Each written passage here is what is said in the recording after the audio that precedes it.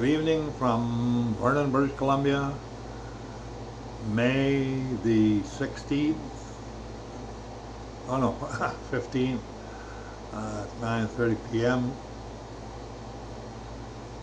in the Okanagan Valley. It's about 80 some degrees tonight at 9:30. Felt pretty warm. It'll cool off during the night a little.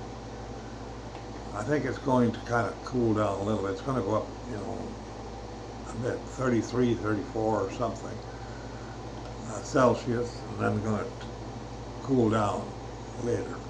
That's pretty warm for middle of May. But I've said it before and I'll say it again. If you pay attention to your own life, I know that in my lifetime, 89 years now, way back in a long time ago, the world was a lot different, that every single day has been different.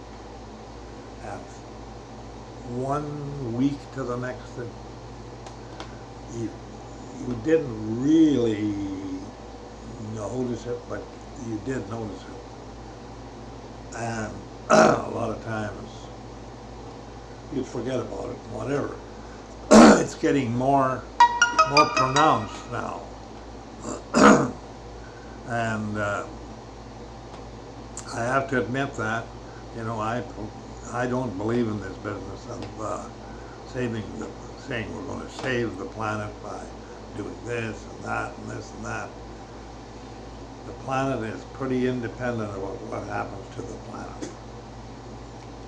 And there's all kinds of things that have happened on this planet, and I don't know if that has created or adjusted the climate, future climate or anything. The climate changed after the ice age. We had an ice age, and that's what they claim, and I guess that's true. And it changed because of temperature. And why it gets that temperature, I don't know. If the tilt of the earth changes or what causes that. The thing is, I think they're going a long way. I mean, I'm not a scientist or anything like that, but I have listened to some pretty down-to-earth scientists who say, it's totally ridiculous. We can't do this. We're going to destroy a way of life and everything else. And CO2 is something that keeps the planet green and growing. And when you sit down, just like we did today, 12 o'clock, nice big dinner again. Now that's happening all over the world. We forget about that. And not everybody has 3 meals a day. Most people have at least 2. Some people maybe 1. They're getting by on, just surviving. And the others are being well fed. But the thing is, I don't know if there's any way to calculate this, actually, the amount of food that needs to be grown by vegetation. Farming and vegetation, those 2 things. And, meat, potatoes, eggs, dairy, that's just some basic things. Then you get into all the other kinds of vegetables, fruits, nuts, spices, and water. Now water this system on the planet is so amazing and magnificent that it's a closed system. There's so much water on the planet, and there's a lot of it. all of that is enclosed in a canopy where not one drop ever escapes. Not since the beginning and since God created this planet. His water cycle is a thing to behold. It is really, really mind-blowing how a great system like that is in place. And all these things that are so fine-tuned that make this earth a habitable place for human beings. Now, it looks to me like this was done for a certain amount of time for a certain purpose. Just didn't happen. You know, the thing, what I think about these things and I have no idea if there's any basis to them or anything, but I think when I contemplate things and I try to think about how much intelligence and wisdom does it take to develop a universe and an earth and people and animals and plants and animals and fish and all that stuff. And you have to be rich in time and power. That's really the only two things you need. You have the power. God obviously has all the power, and He is, you know, He is the universe. He is the world. Without His power and energy and plain power, the things that are put together for you and I to survive and live on this planet is really, you know, things where you have to say, at least I say, thank you very much for the miracles that happen around us every day. And you don't have to be a raving, you know, religious nut. In fact, religion is a kind of a bad word to me. It's corrupted by mankind, and really has been. You know, God has laid out a plan, all the signposts, what to do, everything. And then He goes and He lets us have free will to just screw up something royal. I mean, I make mistakes over and over. And I just shake my head and think, why do you keep making mistakes like that? You know the outcome is how it's going to be in most cases. Not all. But, you know, God says you're not supposed to love this world. You're supposed to enjoy its benefits and whatever else. And, you know, you can enjoy the beauty of it and all the, you know, visual stuff. But He says don't fall in love with it. Don't think that this is your, in other words, this is not your final home. Well, home, it could be home, but your final existence. And that you're going to live forever somehow. And no, you may live forever in His kingdom, which will be changed, because this right now is not His kingdom. It will be His kingdom when He finally does the final judgment of Satan and all his demons, all his stuff. And all I know, that sounds like gobbledygook to people, but I don't believe it is. know, it's hard to believe for some people, that is for sure. And, you know, they're not going to believe unless God allows them to believe. He allows people to do things.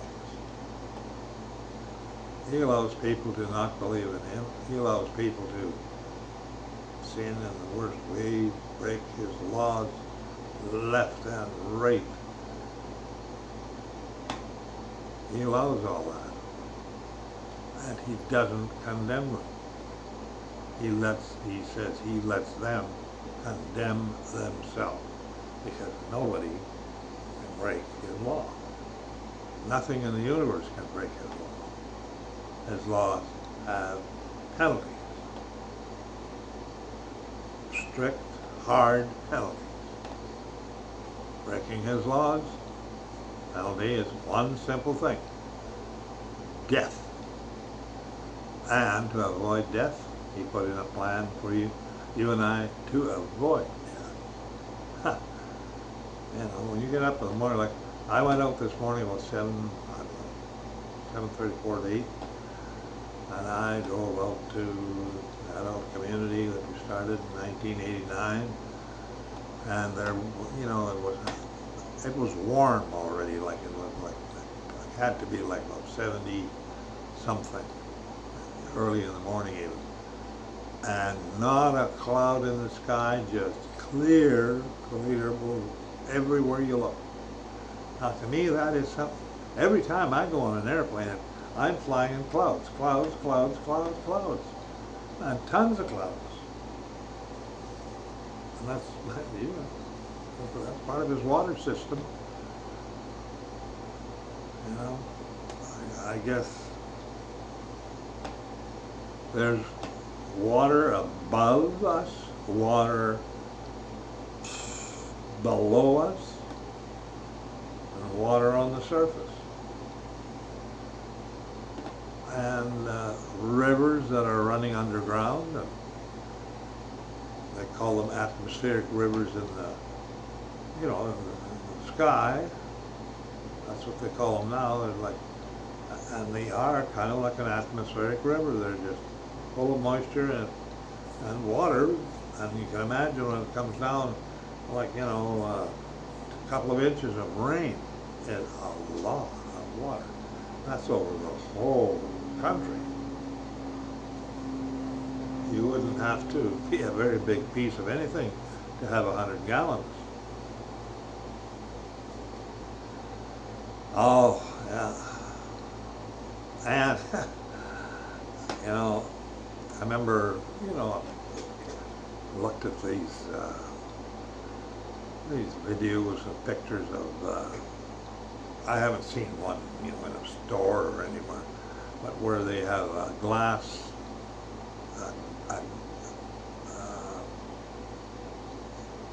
glass box of earth, maybe about, you know, a foot or foot and a half wide square box, and it's 2/3 full of dirt, and they plant seeds in this glass box. One side is, you're looking right at it, and they put the seeds right along the glass, and you can watch the seed germinate and start growing from just the seed, and usually they grow down first. Has to have a certain amount of water. Water is, well, water, there's no light. And this grows down from the seed, down, until a root system begins to form. Then, once that root system, which means, I guess, it has enough reserve here now to build up, to build sprouts and leaves and branches and flowers and fruit and vegetables or whatever you want to do. Each one is different, but it grows down first and then up. right through the dirt and right up. And when you can see it going through, it kind of like pushes dirt aside, little, you know, small chunks of dirt goes between them, pushes them aside, and it comes right up. It has the power to do that. It has that. If it stops it, it just keeps going up. And this plant or whatever, we'll say plant, or say you plant one seed of corn, say for instance. That grows down and makes a fairly good root and then goes up. And it starts going up, and not that long after it grows up, it grows fast. It needs a lot of water to build these cells. I imagine, I don't know how many per 24-hour period it is, but there's a lot because it really grows. And that can grow from that one seed up, and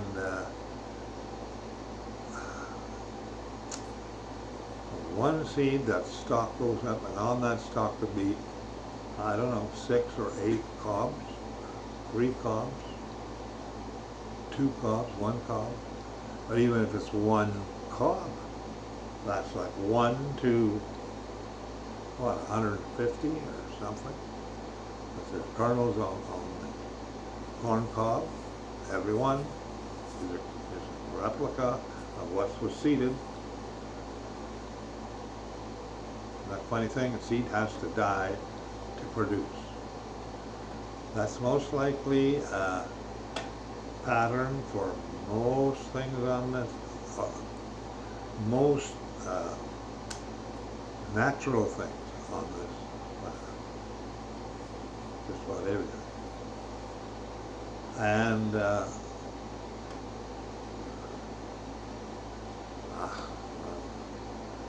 what I'm actually talking about is the mystery and the wonder of God's creation. And, you know, if that's the case, when they talk about this city in the book of Revelation, around chapter 20, I mean, where did they get all those materials from that they're building this up? I mean, God just speaks it into being? He speaks the whole world into being?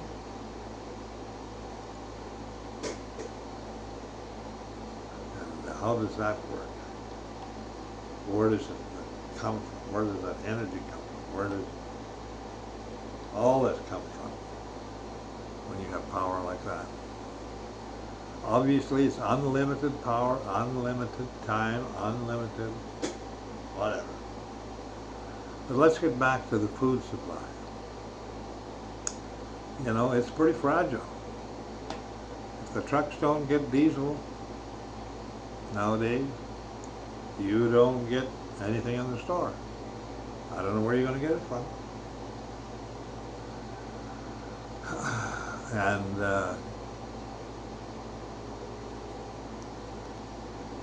you know, diesel and all that, that all came from green plants, green whatever, that over the years built up. And I mean, good grief, I don't know when that happened, but it must have been a long time ago to have, you know, 4, 5, 6, 10,000 feet of burden over it. And then the pressure that was on it, and sitting there, pressure and whatever else, changed to a liquid, and then it's changed more and more.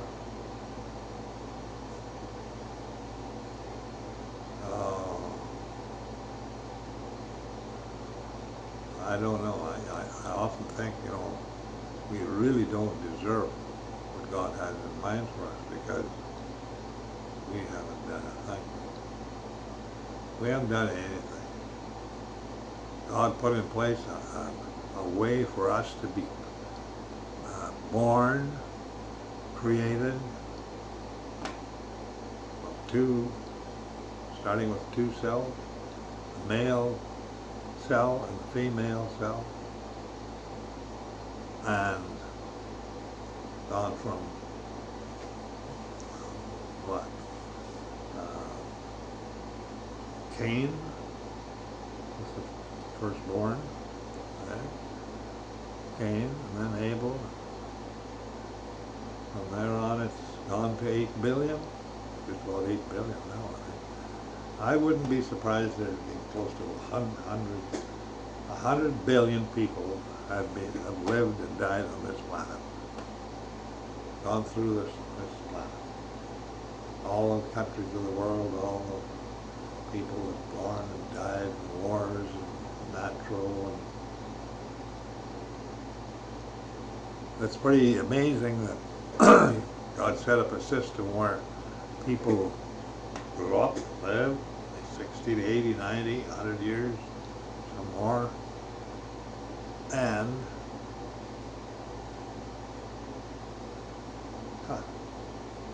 just keep doing it. And now there's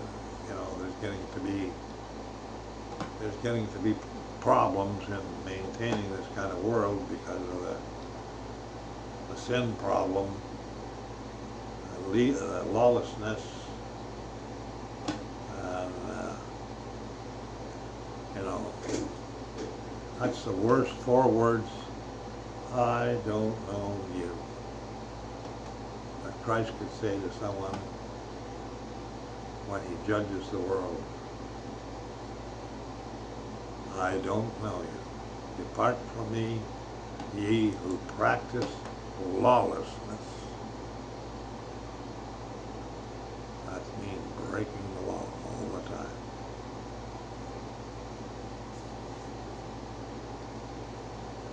There may be something happen. God is so great that we have no idea what he may do, what he may put in place.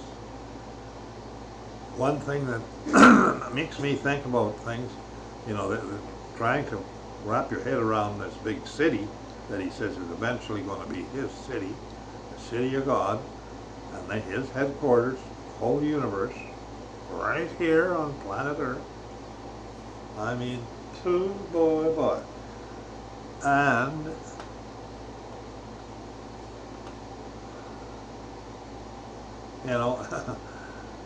it's really something. Oh, yes. Oh, I know what I was going to say. In this city, Jesus said there will be some who will be the least in the city of God, in God's kingdom. And there will some who will be the greatest. Now, what does that tell you? That tells me that there's a wide amount of different layers of existence in his kingdom. They're not all lined up like, a bunch of soldiers in an army or whatever. And he said they will have,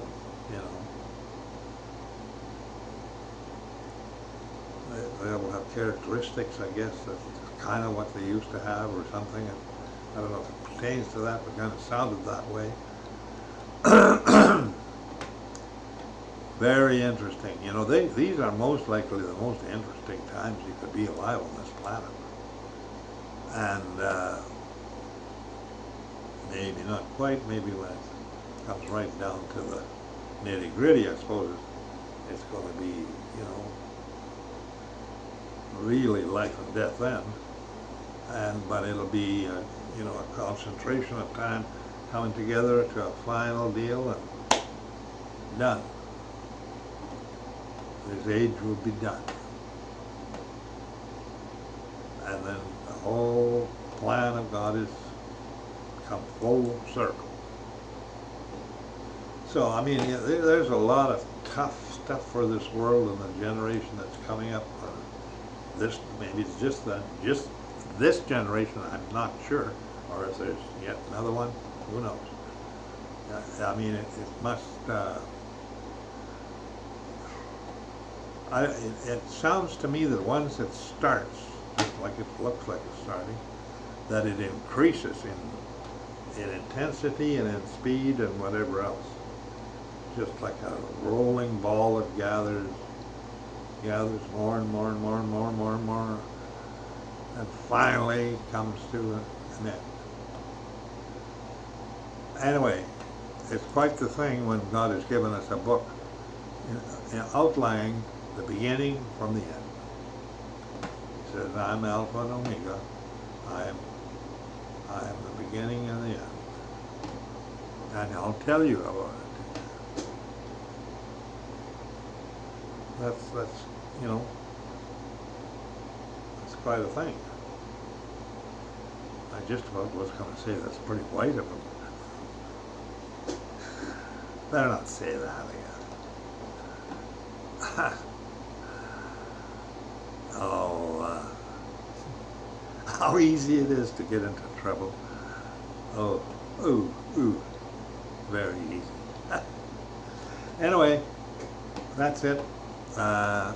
If you'd like to subscribe, I'd appreciate that very much.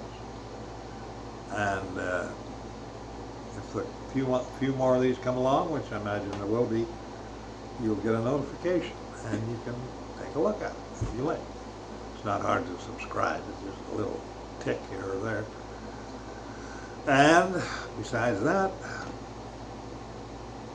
God bless you and good night.